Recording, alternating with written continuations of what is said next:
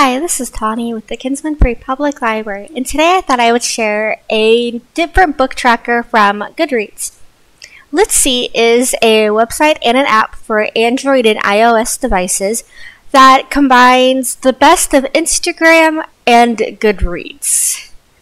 So you get the beautiful pictures from the Bookstagram accounts on Instagram, with the ability to track your to be read, your read, and your want to read, just like you would on Goodreads. In order to sign up for Litsy, you do need an email and a password to get started. You can also automatically sign up with your Google or Facebook accounts. So, once you have done all the sign-ins, it will ask you some of your reading habits, what you've read, what you want to read, so you can kind of start building your profile.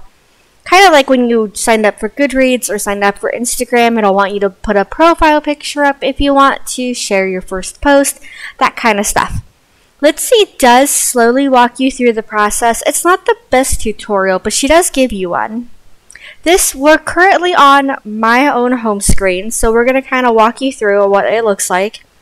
I haven't figured out my tagline, but your tagline is kind of like just like a brief profile page, something about you. I haven't quite figured out something catchy I want to share yet, so mine's a little blank. But you'll see some of the accounts I'm sharing or who they think I might like, because let's see, she's not new, but it hasn't gained the notoriety that Goodreads has yet. So we're going to see that this was a pick, so they really liked their book. They gave a brief synopsis. Heart is like, this little box is comment. You can also put this in a stack if you would like to read it, and then share the post. And then as you'll see, there are trending hashtags just like on Instagram.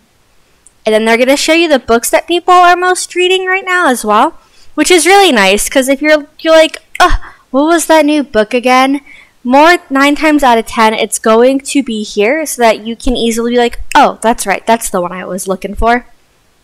They also have this handy-dandy little message that basically says, to respect members' privacy and keep things awesome, most of Litsy is hidden from Google.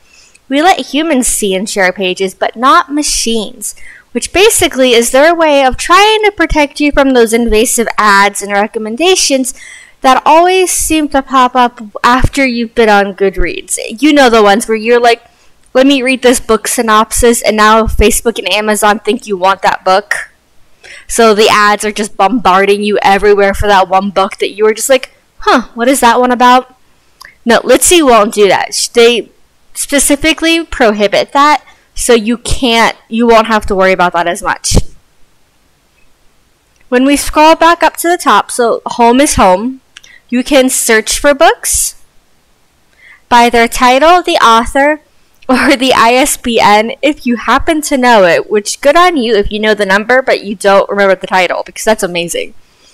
Or keywords, so you can look up genres and stuff. You can also search for users and different hashtags. So we can search for the horror hashtag YA horror, which is what I like to read. As you can see, it doesn't have too many, but like I said, the website hasn't gotten quite popular. The more popular and bigger the genre, the more posts you'll see. But this is basically it. So I can go through and I can like all of these posts. I can follow the people if I want by clicking on the follows beside their names. It's really quite easy to use. So next is this ad, which will let you add a review, a blurb, or a quote. Now when you're on your phone, you can actually physically add a picture yourself. So let's see if it'll let me do it here. Okay, so it looks like I will have to pull up a book.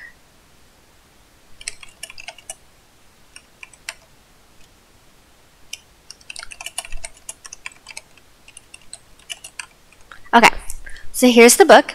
So I'm going to click that. And then I'm going to write my little review. And then here you would be able to add your image. You can tag other people. Mark if it's got spoilers, right? If you just didn't finish it, if you hated it, or if it was just, it was a good book, but it wasn't the best book. So you can do that. And they do like you to tag the actual book and author, which is another really great thing that Instagram won't do. Not every author has an Instagram, but while most do. This lets you kind of draw attention to where attention is due instead of just having it on your post. People will be able to find the author and the title much easier than they would if they were just looking at a aesthetic photo on Instagram. Blurb is much of the same. You're just gonna kind of share your thoughts on the book. A quote, you can pull a quote right from your book if you want and share that. Activity are people who follow you or commenting on things or liking anything. So that'll all be under here, as well as any messages and comments. Profile is your profile, so this is where you'll see, as you can see, it still says I'm reading The Good Indians, which I am not. Let me see if I can switch that.